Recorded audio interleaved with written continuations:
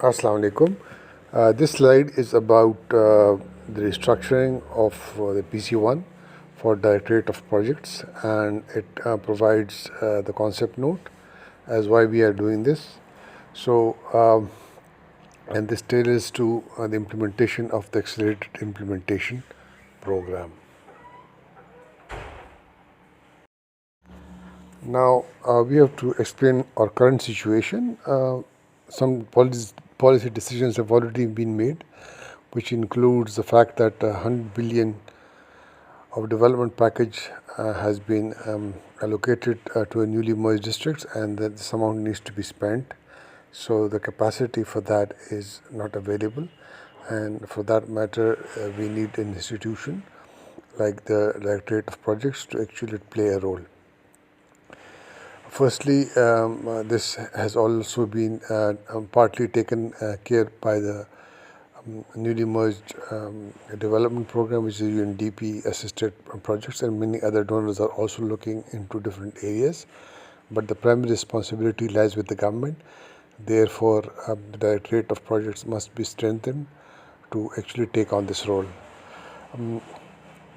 Secondly, there were a number of donor-assisted projects which now have been actually moved to the project management unit. So the Directorate of Projects can now only focus on the projects which relates to the accelerated implementation program. Prior to this, there was a role assigned for another unit called Accelerated Implementation Unit, but since that was an institution conceived outside the Planning and Development Department, the idea was challenged for its validity because the administration thought it is best to actually strengthen the existing institutions and expand that so that whatever happens actually happens within the existing portfolio of projects which is already running. Now, one of the important factor for the design of this PC1 is to actually think of an integrated framework which will actually combine a number of factors into one. One of the thing is that it should address the different concerns at a single source and look at the capability that is required for the implementation of the accelerated implementation plan, and then compare it with what is available in the Directorate of Projects. Based on that, some additional requirements have been identified. One of the primary factor which was missing is that there is a need for drivers of acceleration so that we could actually achieve the desired results in the newly merged districts at a much faster rate. The second was to actually leverage existing monitoring systems and models in place rather than developing new ones. This PC1 should actually strengthen what is already there and actually take advantage of that. And the third one is that it should contribute to the broader national action plan, which has already been provided by the provincial government to the federal government on a list of activities and tasks that it intends to undertake in the next 3 years in the newly merged districts.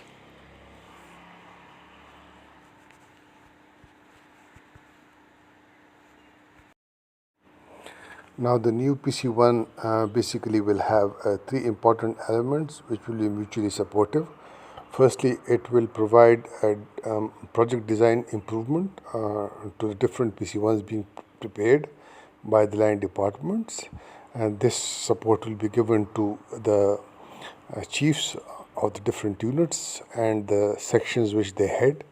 So that will be one component of the project.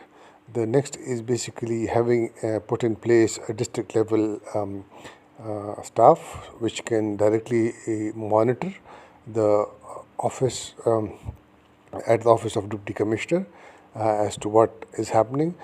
Actually, the accelerated implementation program needs to be monitored 100%. So, as a result of which, and these people, the staff, one staff member will be deputed full time to look at all projects which are happening and report to the planning and development department. In addition to that, one other person will be allocated, which will actually help the planning process at the district level. The third component of the PC1 would be basically to bring in drivers of acceleration, and these are interventions which are basically aimed at improving the speed and productivity of the different projects that is basically happening.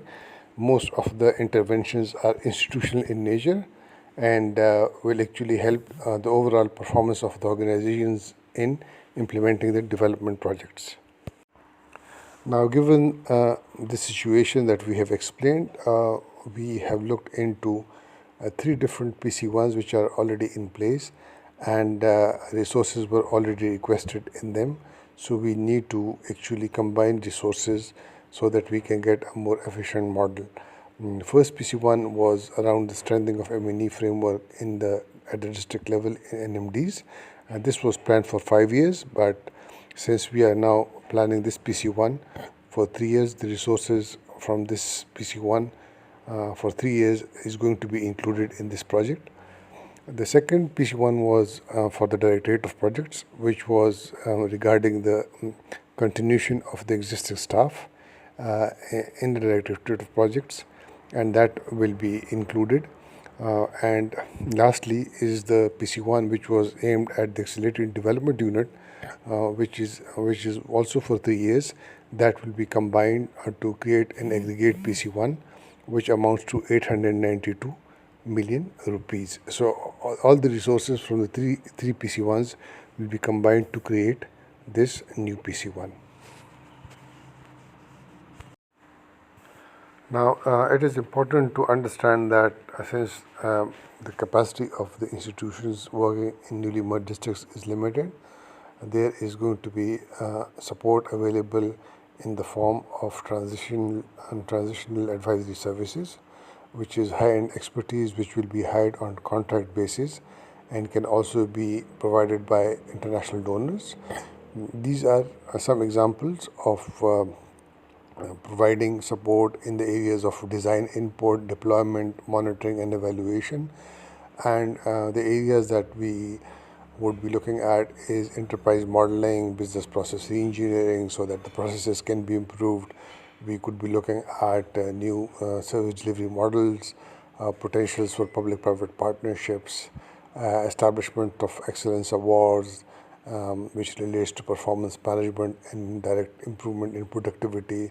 So these are the kinds of interventions which needs to be put in place if we have to enable the catch-up theory, and how FATA or ex-FATA would actually catch up with the rest of the province within the same period of time. Now, if you look at the organogram for the restructured Directorate of Projects, it will have three components. One component will be entirely the project staff which is already in place and are working. And the second component that we will add to this component are the staff members who are basically going to help the Directorate of Projects and Planning Department at a district level, which includes the 13 monitoring officers and 13 planning officers. While at the P&D level, there will be 20 research officers who will be actually supporting the different chief of sections and the relevant departments in design input.